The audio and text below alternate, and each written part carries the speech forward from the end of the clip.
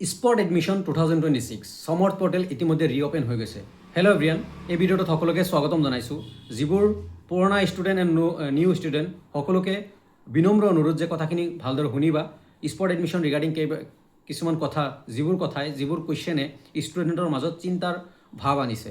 চ' please মই request কৰিম, নতুন ষ্টুডেণ্ট পুৰণা ষ্টুডেণ্ট যিবোৰ ষ্টুডেণ্টে এডমিশ্যন পোৱা নাই, first merit list, second merit list and নতুন ষ্টুডেণ্ট সকলোৱে কথাখিনি শুনিবা। ফাৰ্ষ্ট অফ অল কথা আহিছোঁ যে যিবোৰ ষ্টুডেণ্টে এডমিশ্যন লৈছিলে ফাৰ্ষ্ট মেৰিট লিষ্ট বা ছেকেণ্ড মেৰিট লিষ্টত এডমিশ্যন লৈছিলে, বাট সেইখন কলেজ ভাল লগা নাই, বেলেগ এখন কলেজত ল'ব স্পট এডমিশ্যনত বা ভাল লগা এখন কলেজত ল'ব। সিহঁতে কি কৰিব লাগিব? কেঞ্চেল কৰিব লাগিব। বাট বি এৱেৰ, বি এলাৰ্ট, তোমালোকে নিজৰ যোনখন কলেজতে তুমি স্পটত এডমিশ্যন ল'বা ভাবিছা, সেইখন কলেজত তুমি স্পট এডমিশ্যনত এডমিশ্যন ছিট এটা পাবানে নাই, তোমাৰ ছিটটো পাবানে নাই, ছেকিউৰ হ'বনে নাই, বা ছেফ আছে নে নাই, তুমি পাবানে নাই, সেইটো আগতে ছেভ কৰি তুমি কেঞ্চেল কৰিবা আগৰখন। প্লিজ বি ৰিকুৱেষ্ট, এইটো হাম্বল ৰিকুৱেষ্ট বুলি ক'ম, যে humble request to each and every student যিবোৰে অলৰেডি এডমিশ্যন লৈছা। তোমালোকে আগতে কনফাৰ্ম কৰিবা, য়েছ মই ইয়াতে পামেই, মই এইখন কলেজত স্পট এডমিশ্যনত পামেই, চ' মই তেতিয়াহে কেঞ্চেল কৰিম। যদি আগতে কেঞ্চেল কৰি দিয়া, দেন লাষ্টত দেখা গ'ল যে তুমি এডমিশ্যনে নাপালা স্পট এডমিশ্যনত গৈ। চ' এতিয়াও মে বি কেঞ্চেলেশ্যনৰ অপশ্যন অহা নাই। চ' অতি সোনকালে আহি যাব, মে বি 15 তাৰিখ বা 14 তাৰিখ আহি যাব পাৰে। 15 তাৰিখ মষ্ট এক্সপেক্টেড 15 তাৰিখে ৰাতিপুৱা আহি যাব। চ' বা 12টাৰ পিছত আহি যাব, ৰাতি 12টাৰ পিছত, যেনেকৈ আজি ৰিঅ'পেন হৈছে 12টাৰ পিছত। চ' কেঞ্চেল কেতিয়া কৰিবা? য়েছ মই ইয়াতে এডমিশ্যন পাম, তেতিয়াহে কেঞ্চেল কৰিবা। আদাৰৱাইজ দেখা গ'ল যে তুমি কেঞ্চেল কৰি দিছা, স্পটতো নাপালা, লাষ্টততো গ'ল, খতম। এইটো ভুল নকৰিবা। নেক্সট কথাটো আহিছে যে যিবোৰ ষ্টুডেণ্ট, নতুন ষ্টুডেণ্ট এণ্ড পুৰণা ষ্টুডেণ্ট গোটেইখিনি কৈছোঁ, যে সমৰ্থ পৰ্টেলে গাইডলাইন দিছে, যিবোৰ এক্সিষ্টিং ষ্টুডেণ্ট মানে অলৰেডি ৰেজিষ্ট্ৰেশ্যন কৰা আছে, কলেজ প্ৰগ্ৰাম ছিলেকশ্যন কৰা আছে, সিহঁতৰ বাবে নতুনকৈ ৰেজিষ্ট্ৰেশ্যন কৰিব লগা নাই। ডাইৰেক্ট লিখা আছে, নটিফিকেশ্যন দিছে, তাতে লিখা আছে এ নম্বৰ পইণ্ট। আৰু বি নম্বৰ পইণ্টত দেখিছে যে যিবোৰ ষ্টুডেণ্টে ৰেজিষ্ট্ৰেশ্যন কৰা নাছিলে, সেইবোৰ ষ্টুডেণ্টক ৰেজিষ্ট্ৰেশ্যন কৰি প্ৰগ্ৰাম ছিলেকশ্যন কৰি ছাবমিট কৰিব দিছে। নিজক স্পট এডমিশ্যনৰ কাৰণে, ষ্টুডেণ্টক নিজক স্পট এডমিশ্যনৰ কাৰণে এলিজিবল কৰিব দিছে। এলিজিবল কেনেকৈ কৰিবা? ৰেজিষ্ট্ৰেশ্যন কৰিবা, প্ৰগ্ৰাম ছিলেকশ্যন কৰিবা, ছাবমিট কৰিবা, খতম। অ'কে, চ' যিবোৰ পুৰণা ষ্টুডেণ্ট, নতুন ষ্টুডেণ্ট, তোমালোকে ৰেজিষ্ট্ৰেশ্যন কৰি প্ৰগ্ৰাম ছিলেকশ্যন কৰা, তাৰপিছত ফাইনেল ছাবমিট কৰা, নিজৰ বেছিক ইনফৰমেশ্যনখিনি দিয়া, খতম। এতিয়া যদি পুৰণাখিনিৰ সেই 6খনৰ ভিতৰতে স্পটত ক'ৰবাত যাব লাগে, দেন তোমালোকে কোনো এপ্লাই কৰিব লগা নাই, ৰেজিষ্ট্ৰেশ্যন কৰিব লগা নাই। বাট মই এটা কথা ক'ম যে মই এতিয়ালৈকে এডিট অপশ্যন দেখা নাই। যোৱাবাৰ এডিট অপশ্যন আহিছিল, কাৰেকশ্যন উইণ্ড' খুলিছিলে, বাট এতিয়ালৈকে খোলা নাই। মই টিল নাও যেতিয়া বনাই আছোঁ, মই দেখা নাই যে আহিছে নাই। যদি কোনোবাই পাইছা কাৰেকশ্যন উইণ্ড' বা এডিট কৰাৰ অপশ্যন, দেন মোক জনাবা। চ' যদি অপশ্যন আহে, দেন তোমালোকে এনেকুৱা হ'ব পাৰে যে 6খন কলেজৰ পৰা 3খন গুচাই বেলেগ কলেজত এপ্লাই কৰিব পাৰিবা। য়েছ, বেলেগ কলেজত ল'ব পাৰিবা। স্পট এডমিশ্যনত ছাপ'জ আগতে 6খনত কৰিছিলা, সেই তাৰে 2খনত তুমি নোযোৱা, নতুন এখন তুমি এড কৰিব পাৰিবা। এতিয়া মানে যেতিয়া এডিট অপশ্যন আহিব বা কাৰেকশ্যন উইণ্ড' আহিব। অ'কে, তাৰে পিছত যে দাদা উইড্ৰটো ক'লোৱে, কেঞ্চেলেশ্যন এইটোৱে মষ্ট আছিল, যে কেঞ্চেল কৰিব লাগে নে নাই, এইটোৱে মষ্ট আছিল, যিবোৰ ষ্টুডেণ্টৰ মাজত হাবাথুৰি খাইছিল। আৰু মেজৰ মাইনৰ তুমি যদি চেঞ্জ কৰিব লাগে, তুমি যোনদিনা স্পট এডমিশ্যন সেইদিনাও মেজৰ মাইনৰ চেঞ্জ কৰিব পাৰিবা। যোনখন কলেজত এডমিশ্যন ল'বা, স্পট এডমিশ্যন, সকলো ষ্টুডেণ্টক কৈছোঁ, অল্ড নিউ, সমৰ্থ পৰ্টেলত যদি তুমি এতিয়াও নকৰা মেজৰ মাইনৰ চেঞ্জ, দেন তুমি কি কৰিব পাৰিবা, যোনদিনা স্পট এডমিশ্যন সেইদিনাও মৰ্ণিঙত তুমি গৈ সেই যিখিনি এডমিশ্যন পেনেলত বহিব যিখিনি টিচাৰ বহিব, সিহঁতক ক'লেও মেজৰ মাইনৰ চেঞ্জ কৰি দিয়ে বা এডিট সিহঁতক কৰি দিয়ে। এনেকুৱা যে ছাপ'জ কোনোবা কমাৰ্চৰ ফাইনেন্সত কৰিছিলে, বাট সি গম পালে যে মই ফাইনেন্সত নাপাওঁ, দেন সি কি কৰিব, যেতিয়া তুমি কি কৰিবা, স্পট এডমিশ্যন হৈ আছে, তাতে ক'বা, ছাৰ মই ফাইনেন্সত কৰিছিলোঁ, মই নাপাম, ছাৰ মোৰ একাউণ্টেঞ্চি বা বেলেগ বা মাৰ্কেটিং মেনেজমেণ্টত হ'ব নেকি? যদি হয়, দেন মোক সেনেকৈ কৰি দিয়ক। সিহঁতে কি কৰিব, এডমিশ্যন পেনেলৰ টিচাৰবোৰে জেনেৰেলি সেনেকৈ কৰে, তোমাৰ ফৰ্মৰ ওপৰেদি লিখি দিব যে মাৰ্কেটিং বা মেনেজমেণ্ট। ছাপ'জ ফাইনেন্সত নোপোৱা, গম পালা যে ফাইনেন্সত ছিট কম, তাৰপিছত তোমাৰ পাৰ্চেণ্টেজো কম, দেন তুমি মাৰ্কেটিঙলৈ সলনি কৰি লোৱা, তাত অন দ্য স্পট সলনি কৰিব পাৰি। আৰু এটা সমৰ্থৰ ছাইট, এইটো কথা কোনেও নকয়, এটা সমৰ্থৰ ছাইট ইচ এণ্ড এভৰি কলেজক দিয়া আছে। সিহঁতে কাৰেকশ্যন কৰিব পাৰে বা কিবা কৰিব পাৰে বা কিবা ভুল হ'লে তাতে ঠিক কৰিব পাৰে, সেইখন কলেজে কৰিব পাৰে, সেইটো অথৰিটি দিয়া আছে। সমৰ্থ পৰ্টেলে ইচ এণ্ড এভৰি কলেজক দিছে। অ'কে, চ' এইখিনি ভুল নকৰিবা।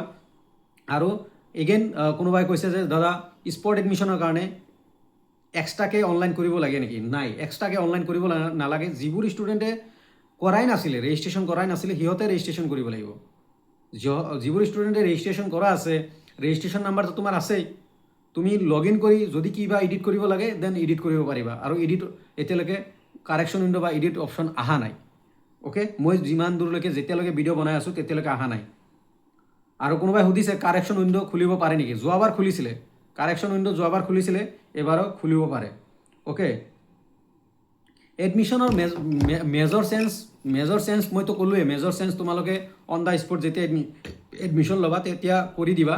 চ' তেতিয়া হৈ যাব, তেতিয়া আৰু পিছলৈ প্ৰব্লেম নকৰিবা, ক্ৰিয়েট নকৰিবা। যোনদিনা এডমিশ্যন ল'বা সেইদিনাখনে তুমি তোমাৰ মেজৰ চেঞ্জ মাইনৰ চেঞ্জ কৰিব লাগে, সেইদিনাই কৰি ল'বা। আৰু 15, 16, 17 চোৱা। আৰু কি কৈছে চিট ভেকেঞ্চি কিছুমানে কৈছে দাদা চিট ভেকেঞ্চি কেতিয়া দিব?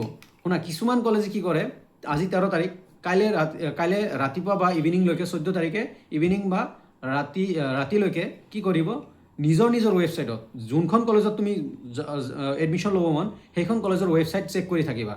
কিছুমান কলেজে নিজৰ ৱেবছাইটত কি কৰে যে কিমান স্পৰ্টৰ কাৰণে চিট বাকী আছে সিহঁতে কি অ'পেনকৈ দি দিয়ে, ৱেবছাইটত দি দিয়ে যে ফিজিক্সত ইমান চিট বাকী আছে, কমাৰ্চৰ ফাইনেন্সত ইমান চিট বাকী আছে, একাউণ্টেঞ্চিত ইমান চিট বাকী আছে, আৰ্টছৰ পলিটিকেলত ইমান চিট বাকী আছে, ইকনমিক্সত ইমান চিট বাকী আছে, সেনেকৈ দি দিয়ে কিছুমান কলেজে, বাট মেক্সিমামে নিদিয়ে। চ' যিখিনিয়ে দিয়ে, বাট তোমালোকৰ দায়িত্ব যে তোমালোকে সেইখন কলেজ, যোনখন কলেজত স্পট এডমিশ্যন ল'ব মন, যিকেইখনত কৰিছা আৰু সেইকেইখনৰ ৱেবছাইট তোমালোকে প্লিজ কাইণ্ডলি ভিজিট কৰিবা। এতিয়া আহিছোঁ গুৱাহাটী ইউনিভাৰ্চিটিৰ আৰু কটন ইউনিভাৰ্চিটিৰ spot admission regarding. Guwahati university and Cotton ইউনিভাৰ্চিটিয়ে ষ্ট্ৰিক্টলি কৈ দিছে যে যিবোৰ ষ্টুডেণ্টে গুৱাহাটী ইউনিভাৰ্চিটিত আগতে এপ্লাই কৰিছিলে, সেইবোৰ ষ্টুডেণ্টে বা যিবোৰ ষ্টুডেণ্টে কটনত এপ্লাই কৰিছিলে সেইবোৰ ষ্টুডেণ্টে স্পট এডমিশ্যনৰ কাৰণে যাব পাৰিব বা স্পট এডমিশ্যনত পাৰ্টিচিপেট কৰিব পাৰিব। গুগল ফৰ্ম যে দিছে গুৱাহাটী ইউনিভাৰ্চিটি আৰু কটন ইউনিভাৰ্চিটিয়ে, যিবোৰ ষ্টুডেণ্টে অলৰেডি মানে গুৱাহাটী ইউনিভাৰ্চিটি বা কটনক চুজ কৰা আছিলে বা গুৱাহাটী ইউনিভাৰ্চিটি বা কটন লাগে বুলি প্ৰিফাৰেঞ্চ দিছিলে, সেইবোৰ ষ্টুডেণ্টে সেই স্পট এডমিশ্যনৰ বাবে গুগল ফৰ্ম ফিল আপ কৰিব পাৰিব। চ' যিবোৰ ষ্টুডেণ্টে কৰিছিলা, যিবোৰ ষ্টুডেণ্টে গুৱাহাটী ইউনিভাৰ্চিটি কৰাই নাই, কটন কৰাই নাই, আগতে কৰাই নাছিলে, তোমালোকৰ কাৰণে সেইটো বস্তু ৰখা নাই গুৱাহাটী ইউনিভাৰ্চিটিয়ে। যিবোৰ ষ্টুডেণ্টে অলৰেডি মানে গুৱাহাটী ইউনিভাৰ্চিটিক প্ৰিফাৰেঞ্চ দিছিলে সিহঁতকে স্পট এডমিশ্যনৰ কাৰণে পাৰ্টিচিপেট কৰিব দিছে। অ'কে, চ' তাৰে পিছত Google form, cotton and Guwahati ইউনিভাৰ্চিটিৰ গুগল ফৰ্ম তোমালোকে নিজৰ গুৱাহাটী ইউনিভাৰ্চিটিৰ ৱেবছাইটতো পাই যাবা আৰু কটনৰ ৱেবছাইটতো পাই যাবা। আৰু এটা কথা যে বহুত ষ্টুডেণ্টে গেপ চাৰ্টিফিকেট ৰিগাৰ্ডিং কথা কৈ আছে আৰু ফিজ ষ্ট্ৰাকচাৰ। মই বাৰে কৈ আছোঁ গোটেইকেইটা ভিডিঅ'ত যে তোমাৰ যদি ইনকাম থাকে বা ৰেচন কাৰ্ড থাকে, ইনকাম চাৰ্টিফিকেটৰ 4 লাখৰ তলত থাকে আৰু ৰেচন কাৰ্ড যদি থাকে দেন তোমাৰ এডমিশ্যন ফ্ৰী, টোটেলি ফ্ৰী হ'ব, তোমাৰ এডমিশ্যন ফ্ৰী হ'ব। আৰু গেপ চাৰ্টিফিকেট কিছুমান মেক্সিমাম কলেজত দেখা যায় যে গেপ চাৰ্টিফিকেট থাকিলেও ফিজ লয়, আৰু কিছুমান কলেজত গেপ চাৰ্টিফিকেট থাকিলে মানে ফি লয় এণ্ড নলয়, দুয়োটা আছে, কিছুমানত লয় কিছুমানত নলয়।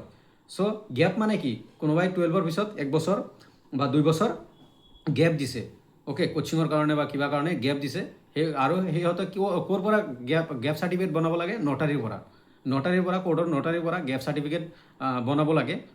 চাৰ্টিফিকেট বনাই ল'বা। কিছুমান কলেজে ফ্ৰী এডমিশ্যন দিছে, কিছুমান কলেজে দিয়া নাই। সেইটো স্পট এডমিশ্যন টোটেলি বা কিছুমান বস্তু আছে যেনে স্পট এডমিশ্যনৰ কিছুমান গাইডলাইন সমৰ্থ পৰ্টেলে ডাইৰেক্ট কৈছে যে ডাইৰেক্টৰ অফ হায়াৰ এডুকেশ্যন কৈছে কলেজৰ মতে চলাব পাৰে, কলেজে নিজৰ মতে চলাব পাৰে। যেনেকৈ কিছুমান কলেজে স্পট এডমিশ্যন যিবোৰ ষ্টুডেণ্ট আগত আহে সিহঁতক প্ৰিফাৰেঞ্চ আগত দিয়ে। কিছুমান এনেকুৱা আছে যে যেনে BS college, percentage highest to lowest মাতে, প্ৰথমত ফৰ্মখিনি জমা ল'ব, তাৰপিছত মাতি আহিব হাইষ্টৰ পৰা লৱেষ্ট। চ' মেক্সিমাম কলেজে হাইষ্টৰ পৰা লৱেষ্ট মাতি আহে, প্ৰথমতে ফৰ্মখিনি জমা ল'ব। চ' সেইকাৰণে কৈছোঁ ষ্টুডেণ্ট তোমালোকে যিমান পাৰা জল্দি পাৰা যোনখন কলেজতে ল'ব মন, please kindly 9 AM onward, 9 AM please, 9 AM ৰাতিপুৱা 9টা বজাতে প্লিজ কাইণ্ডলি গুচি যাবা।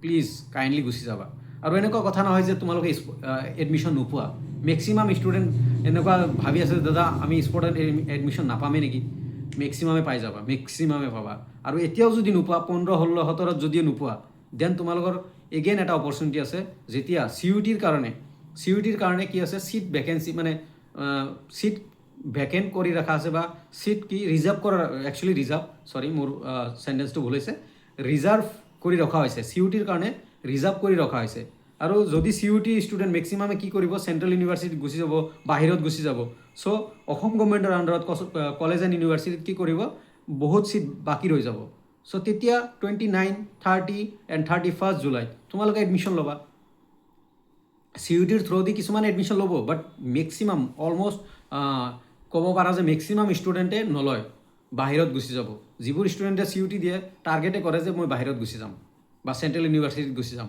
দিল্লী ইউনিভাৰ্চিটি গুচি যাম এইটো টাৰ্গেট কৰে চ' সেইকাৰণে কৈছোঁ চ' তোমালোকে 15, 16, 17 যদি নোপোৱা দেন 29, 30, 31 জুলাই তোমালোকৰ কাৰণে সময় আছে ভয় খাব লগা একো নাই টেনশ্যন ল'ব লগা একো নাই এডমিশ্যন পাবা জাষ্ট প্ৰচেছটো ফ'ল' কৰা প্ৰচেছটো ভালদৰে ফ'ল' কৰা অ'কে ধন্যবাদ ভিডিঅ'টো চোৱাৰ কাৰণে কিছুমান কুৱেৰিজ আছিল যিখিনি মই ষ্টুডেণ্টে মোক কিছুমানৰ ভিডিঅ' পঠাইছে যে দাদা এনেকৈ কৈ আছে সেইকাৰণে মই ভাবিলোঁ এইখিনি কথা ডিছকাছ কৰা যাওক বা মই গাইড কৰিব লাগে সেইকাৰণে মই ভিডিঅ'টো বনালোঁ আৰু দুই এটা চাওঁ ইম্পৰ্টেণ্ট কিবা আছে নেকি